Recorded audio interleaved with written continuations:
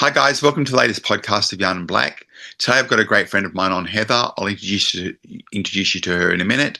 But first I'd like to acknowledge the traditional custodians of the land that I'm currently calling in from. I'm here in Baldwin Q on the land of the Wurundjeri people. I'd like to pay respect to the elders past, present and emerging. And I'd like to acknowledge any other Aboriginal people who have joined us today, including my guest today, one of my friends, Heather Gillard. So Heather, how are you? Good, mate. How are you? I'm fine. I'm so glad I could get you on the podcast. That's all right. Yeah. So introduce yourself. Who are you? Where you're from? So I'm Heather Gillard.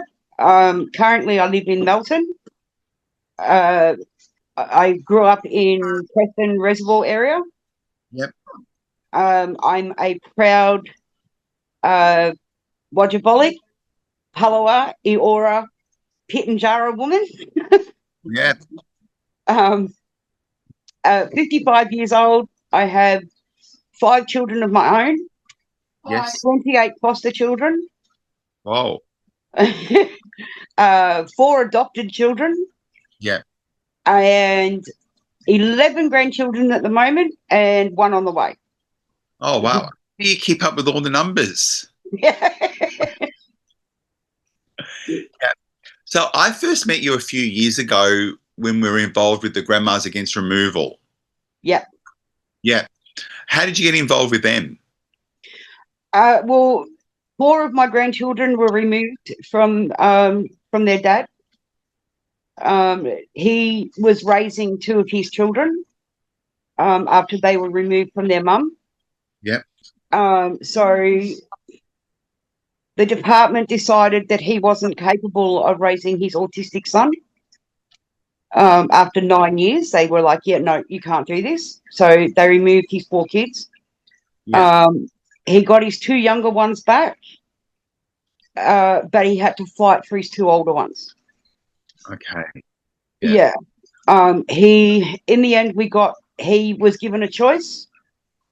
He could have his 3 younger children home, or he could have his oldest son. Okay. Not a choice as far as we were concerned. No. His oldest son was being raised by his white grandmother. Yeah. Who was trying her best to be culturally appropriate, but really didn't know what she was doing, but she was trying. Yeah. She relinquished care to him in 2020. Yeah. And they were going to place him into residential care. Yeah. And I stepped forward and said, I have had my hand up for this child for the last 5 years. You're not placing him in residential care. He's coming home to me. Yeah. So after a long battle, I finally got him home with me. He's now lived with me for 5 years. Yeah. Wow. And Dad has his siblings. Yeah. That's an awesome story. Yeah. It's quite common that there are a lot of grandmas out there that get lost in the system because you kind of, when you're looking at child protection, you're normally looking at the kid, you're not looking at the grandparents. Yeah. The system doesn't look at the grandparents. And what I love about the Grandmas Against Removal is that they actually look at the grandparents' side. Yep. Yeah. Yeah. And when they first took them, they came to my place. Yeah. And said that I wasn't suitable. And the words that they used on me were the same words that they used on my Aboriginal grandparents. Oh, wow. Yeah. Yeah. Yeah. Now, where did you grow up? Where did you go to school? Preston Northeast Primary School. Cool. So when you were there at the time, so we're going back in time now. Yeah. How much Aboriginal studies did you learn at school? Heaps. Like we had the Eora people coming in once a week to do cultural stuff with us at school. We learned how to make damper, how to make fire, how to make humpies or maya, how to throw boomerangs, how to throw spears. We learned dances, everything. Wow. That Yeah. was that was pretty amazing because not many people would have got that at our age, eh? No, exactly. But I think growing up in Preston, there was such a big Aboriginal community there. Yeah. That yeah, that was just the way we did things. Like it was awesome. I loved it. Yeah. Yeah. So after school, what was your first job? I actually didn't have a job. Okay. Yeah. I was thrown out of school halfway through year 12 because I was 8 months pregnant with my son. Oh, okay. Yep. You had a kid very early. Yeah. Yeah. Yeah. Yep. What was it like being a single mum Um, or a young mum? for me, it was the most amazing thing in the world. Yeah. Um, growing up in the system myself, Yeah. being um, having everything removed, given a garbage bag, and told you're moving, you're going here, you're going there. Yeah. Being physically, mentally, emotionally, verbally, and sexually abused um, in every place I was at. Having my own child was like I finally have something that loves me that I can love and can never be taken away. Yeah. And so I fought so hard to be a really good mum. Yeah. Whenever the department would come, I would move. Yeah. Because Out of being a young Aboriginal woman at that time, you would have been flagged as an alert with the department. well, Would have been I didn't grow up knowing about my Aboriginality. I okay. didn't know that I was Aboriginal. Okay. Um, but because I'd been in the department and been in the system, I was terrified they were going to come after my baby. Yeah. Of course. Yeah, so I just kept moving all the time. Like, yeah, every 6 to 12 months I would move. Yeah. It wasn't until I came to Melbourne that I finally settled. Yeah. Um, it wasn't until I was 28 or 29 I found my dad's family. Yes. And my nana on my dad's side, um, I knocked on her door and she said, "Oh, my princess, I knew you'd be home one day." Oh wow. And she gave me a huge hug. And then we sat down and we were talking. And she said, "You do know you're an Aboriginal girl?" And I nearly died. I went, "Yeah, what?" Pardon? Yeah. She said, "You're an Aboriginal girl, darling." I just went, "Wow, where? How?" Yeah. She said, "Well, both sides of your family are Aboriginal." Yeah. And I said, "Well, I didn't know. I never knew." She said, "Well, it has to be kept secret, Yeah. especially on your mum's side. It had to be kept secret all the time." Yeah. Um, she said, "But no, you are an Aboriginal girl." Yeah. And from there, I started doing my family tree and Yeah. working backwards to find where do I come from? Yeah. Who am I? Yeah. And then 12 years ago, I found a sister that I didn't know existed. Oh wow. Um, and that was just through sheer luck, I guess, or fate, destiny. I don't know. But I was working for Kirrip Aboriginal Corporation, running a food share program. Sister girl rang me and said, "Oh, I was told to ring you. You can help me with housing and food." I said, "Yeah, absolutely. Come down and see me on Thursday. We'll give you some food and let's see what we can do to help." Um, we then got really close. She started coming around, and then we were talking, and she mentioned my grandfather's name, and I was like, "But that's my grandfather." She goes, "No, that's my grandfather." Oh. Um, yeah, and that's how we found out we were sisters. Oh. Um, yeah, so that started my whole journey again, and so from there, I learned that she's Arente through her mum, Yeah. and I've got connections with Pittinjarrah, Arente, and there's another mob, and I can't think of the name of it, but they're around the Sejuna. Alice Springs area. Yeah. Yeah. So last year, I finally went home. I took my grandson with me. Yeah. An uncle that I didn't know him. I mean, like I said, I've never been home. He ran across the road, threw his arms around me, gave me a big hug and a kiss, and he said, "Welcome home, babe girl, and welcome to country." And I was just in shock. The emotions were overwhelming. We had photos taken with him and everything. And then I showed my sister, and she said, "Oh, that's Uncle Gibson." I was like, "What?"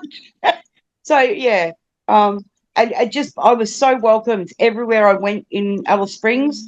Everyone was, "Oh, g'day, sister, how are you?" So that was really strange. One auntie called me from across the road. She said, "Hey, you family, you got the same face as me. Come over here, come talk to me." So yeah. Yeah. So, question: what was it like the day that you met your sister for the first time? Like when I knew that she was my sister, or like when I just met her? No, when you not knew she was your sister. We both cried. We like, it was so emotional. Yeah, like, wow. I can't explain the feelings. Yeah, like we connected immediately just in that one phone call we had. There was immediate connection. And then to find out that she was actually my sister was like, oh my god, oh my god. Yeah. Because I know I got reunited with my family. You know, I met my brothers when I was in my 20s as well. And Yeah. you kind of grow up wondering whether you've got family and if you do, what they look like and how they respond. But when I hang out with my brothers, we can, even if we don't look exactly the same, there's so much characteristics Yeah. Yeah. that we actually share. So do you Yeah. share anything with your sister? Oh yes. Yep. um she's constantly got her grandchildren. She takes all her grandkids home and raises her grandkids herself, just like just like I'm doing. Um, we both share um, the same characteristics in the way that we do our paintings. Oh yeah. We both do them exactly the same. Exactly the same. She's a year older than me, but yeah, we do this. We do the same paintings. We When we get together, we both start talking the same. Yeah, there's so many things that are so similar between the pair of us. It's really weird. Yeah. Yeah. Wow. Wow. I feel really emotional at the Yeah. moment listening to it. I got a question to ask you. There's what does reconciliation mean to you?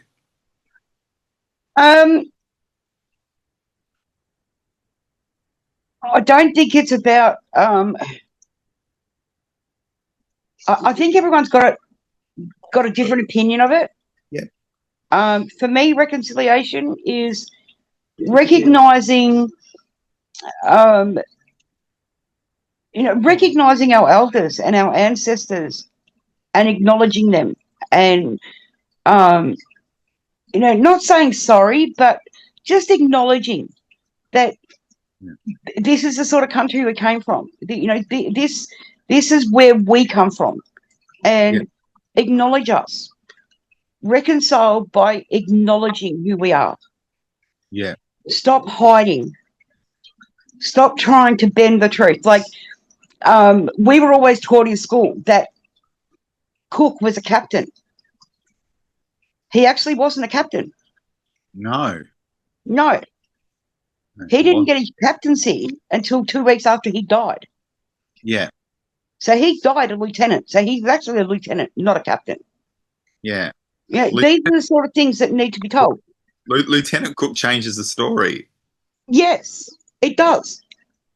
It does. And this is the thing. These are the truths that need to be told. Why are our children having to learn about China and about Italian and French and German and England. Why aren't they allowed to learn about their own country? Yeah. And for me, reconciliation would be teaching the kids in school that this is an Aboriginal country. These are the lands of the Aboriginal people. Teach them while they are young so that they don't grow up being racist. They grow up understanding. That would be reconciliation. Yeah. I like that. I like that definition. It's really about reconciling the past and reconciling people's understanding of what that past actually truly really is. Yes. Yeah, I really like that. I really like that definition. Now, you've been utilising many services over the years. Yep. Cultural safety is a word that gets thrown around a lot. Mm-hmm. What things make you feel culturally safe when you go into an organisation? Seeing the welcome to country, the flags tell me automatically, okay, they have our flags, so they must be safe. But knowing that I'm welcome there. Yeah. Somebody saying, "Hi, how are you? How can I help you today? Welcome to our place." Yeah. That's safe for me. That says, okay, they recognise me. And then the appropriateness. Like, I understand people don't like being asked, "Are you Aboriginal or not?" I get it. But I also understand why that's important. Yeah. But I don't know. Some places you think are safe and they're not. Yeah. Like I know with my doctors, I know that they're culturally safe because they've done the cultural safety work. Yes. They've done all the practices. And they check in with the Aboriginal community. Hey, are we doing the right thing here? Is there something we're missing? Is there something we're not doing? Yeah. So to me, that's a cultural safety. If you're constantly checking in with your community to make sure that everything you're doing is right, that's a cultural safety thing. Now, when did you move up to Melton? I moved into Melton. In this house in particular, I've been here 25 years. Yeah. So I've been in Melton 28 years. 28 years. Yep. So you were there with the establishment of Kirrip as well. Yes. Yeah. How did Kirrip get established?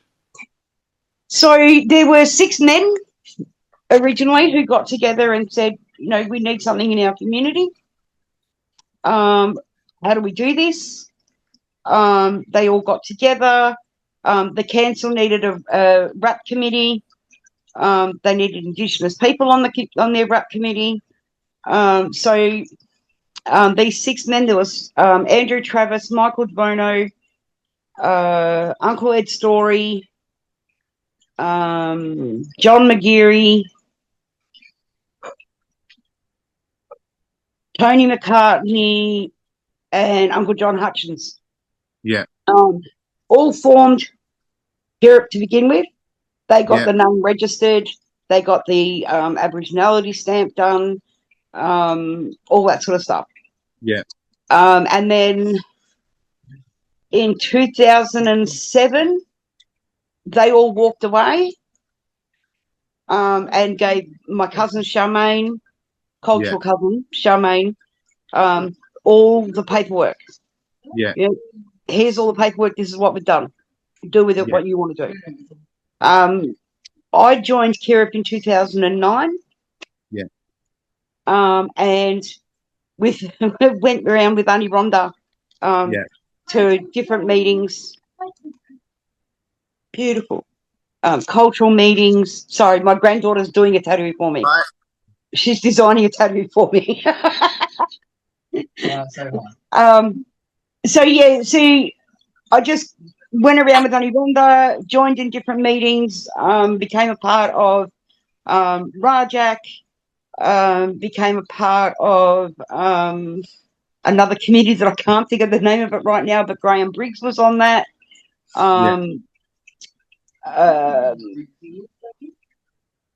What other one? The cancel brat. Just and every meeting we went to, we were asked, what does Kirrip need? And we just kept saying, Kirrip needs a house. We need somewhere to put our stuff. Originally, when we started, we met at kitchen tables and in the park. So it was very ground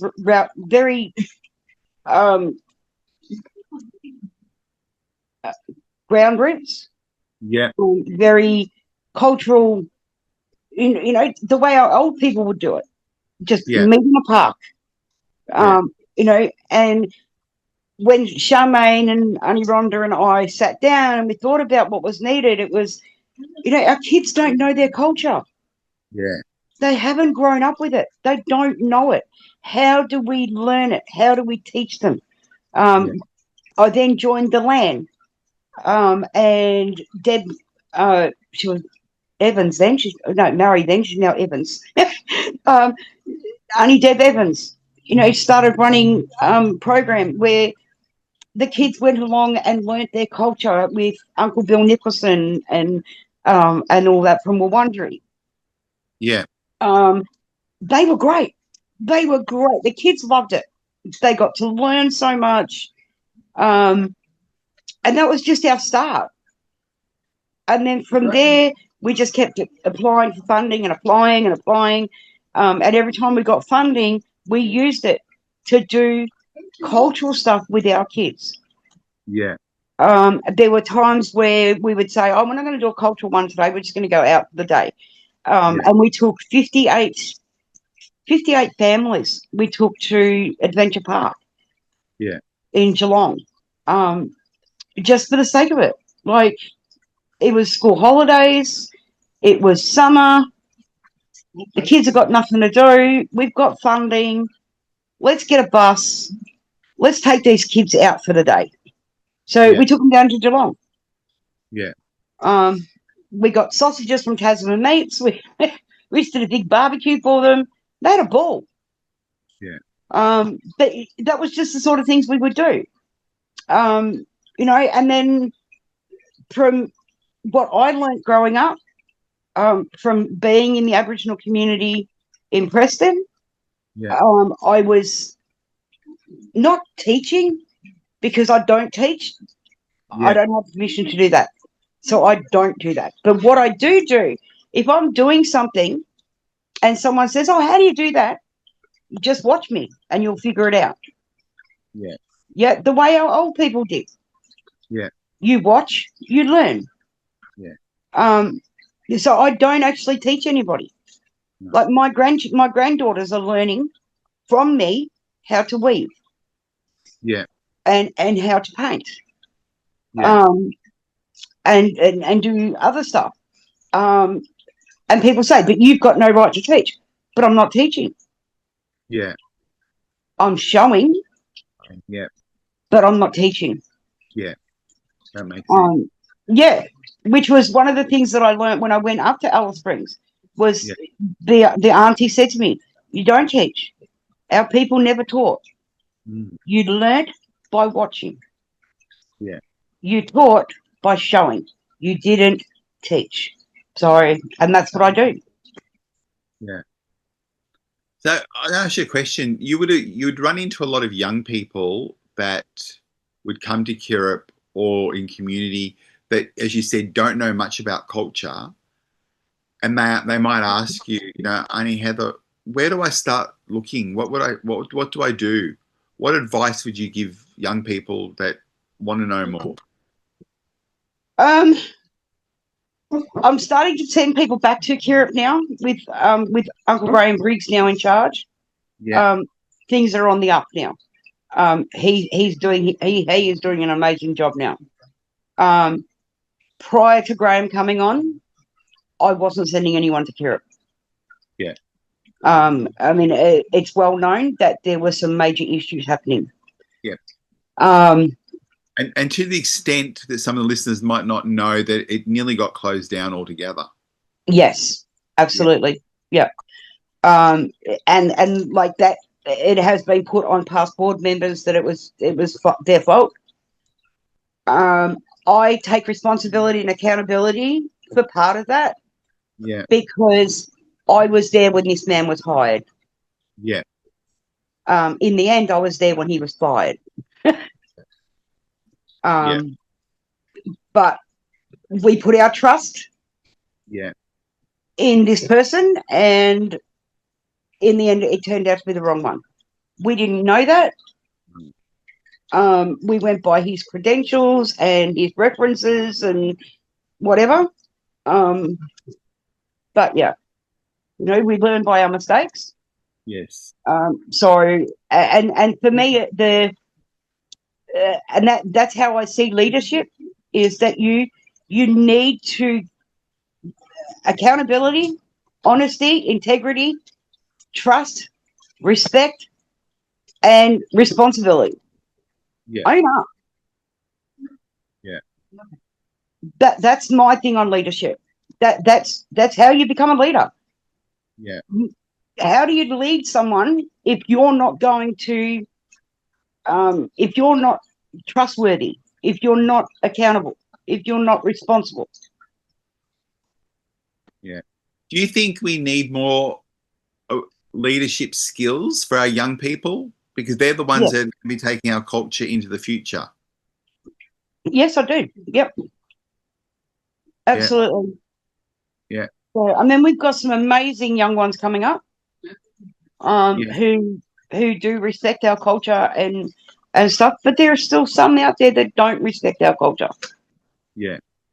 And who take advantage of our culture because they don't know. Yeah. And if they don't know, they don't know. No. How do they learn? Yeah. It goes back to our first bit of conversation about, with kids in care, that people don't realize that 50% of our kids are in the foster care system. Yep. Many of those and they are taken for the most stupidest reasons. Like my grandkids were taken because their feet were dirty. The soles of their feet were dirty. That is what is in the report. Yeah. That's why they got taken, because the soles of their feet were dirty. Yeah.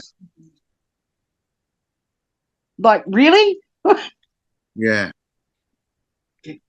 That's crazy. And I think people don't understand that for a lot of our Aboriginal people, the removal rationalization is sometimes as simple as that. Yeah. And then when the kids get into the system, they lose contact with their family, and they lose connection to culture and language. Yeah. And we wonder why, when they become young adults, that they're not connected. Yeah. Yeah.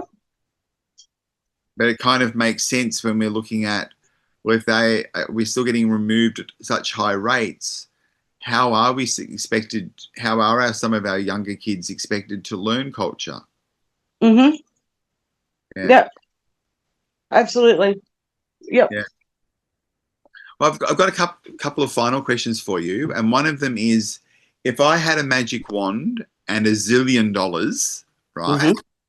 Now, I don't have $1 zillion, but I do actually have a magic wand.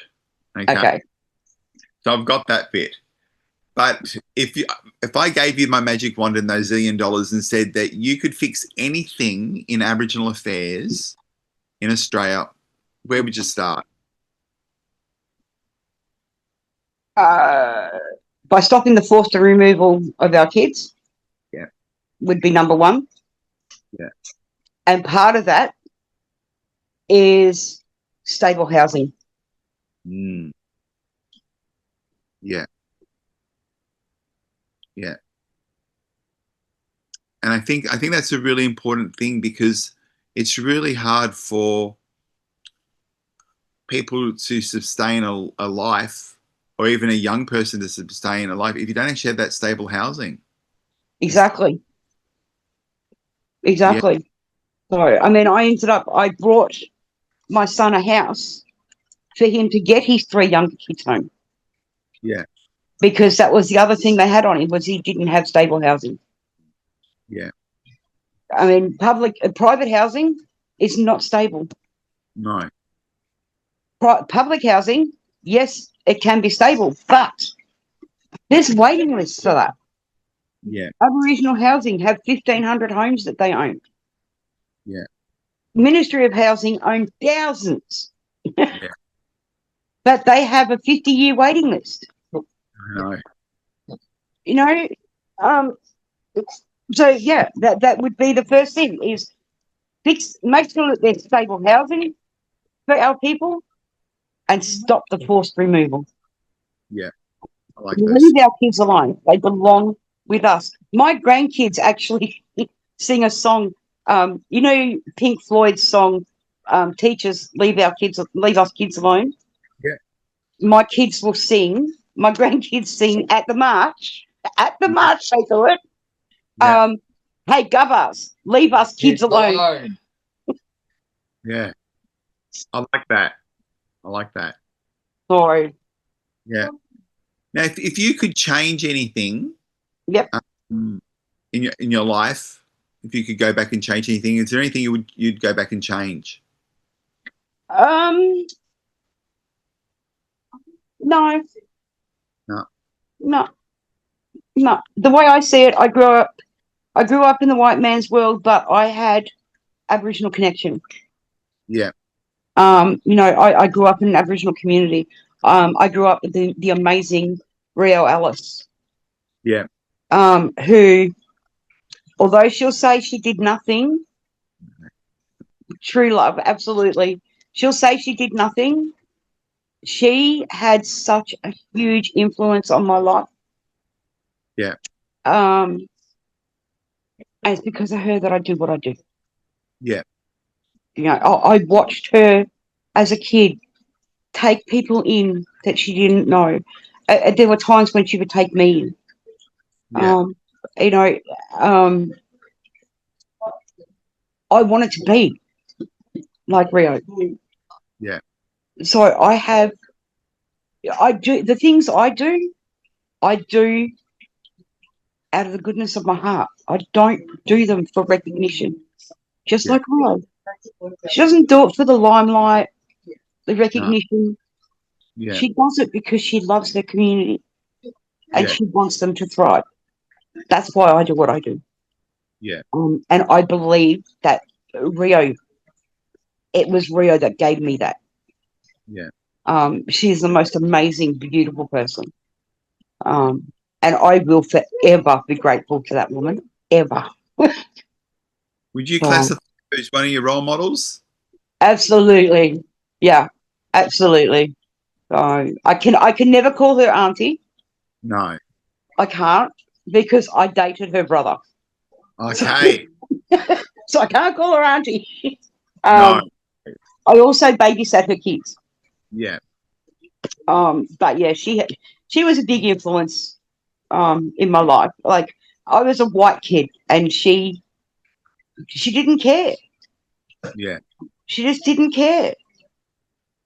She was, you are who you are. Yeah. Come in. Share my food. Share my bed.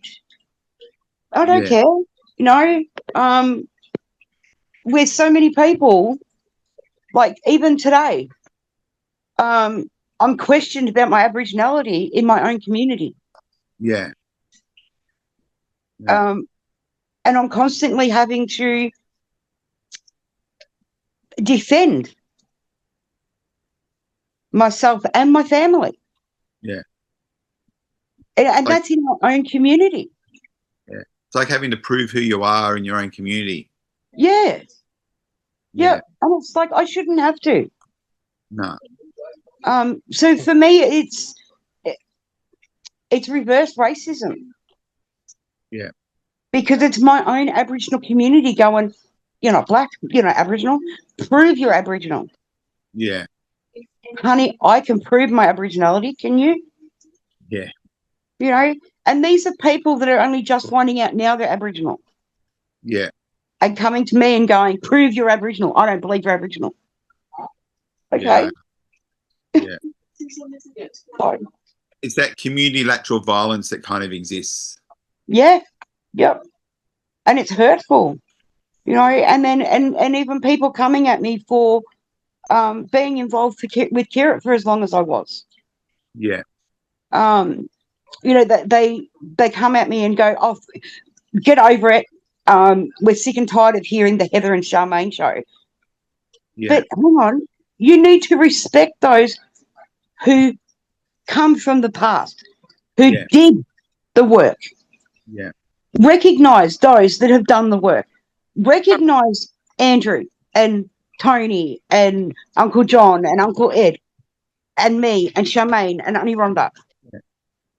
Because if we hadn't have done what we did, Yeah. you wouldn't have what you've got. No. And I remember those early days of Kirrip being set up. I remember going to Auntie Rhonda's kitchen table. Yeah.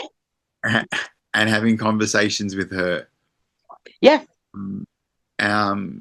So I remember Kirrip before it was Kirrip as well. So yeah. Yeah. Look, I'm watching the time. My final question is what would you like people to walk away with from today's yarn? Stand strong, believe in yourself, and never give up. Yeah. I think they're three really beautiful things to finish off with. Well, I want to say thank you very much for hanging with me today. I know that my listeners will be quite interested to hear a little bit more about the history of Kirrip. And I want to say, you know how much I love the work that you do, but you've done in the past as well. And I just want to say thank you very much for everything that you do and continue to do. Thanks, darling. So, guys, love you, brother. I love you too. And guys, I'll see you at the next podcast. And thanks, Heather, for joining us. Bye.